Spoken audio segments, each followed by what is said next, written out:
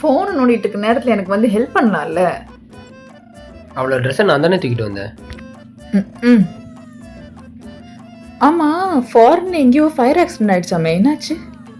ஃபாரின்ல ஃபயரா? ஓ, loss angel wild ஃபயரை பற்றி சொல்கிறியா? ஆமாப்பா, ஹாலிவுட்டே பற்றி நெறியுது. ஓ, ஓகே ஓகே ஓகே ஓகே. ஆமாம், ஸ்பேஸில் ஏதோ மரம் வந்திருக்காமே.